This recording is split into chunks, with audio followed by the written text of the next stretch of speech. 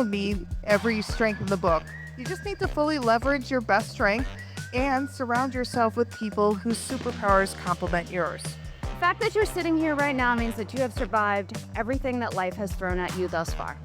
Lean into the company you work with, lean into your colleagues, lean into the people you know, lean into your resources, lean into your superpowers, lean into what makes you unique.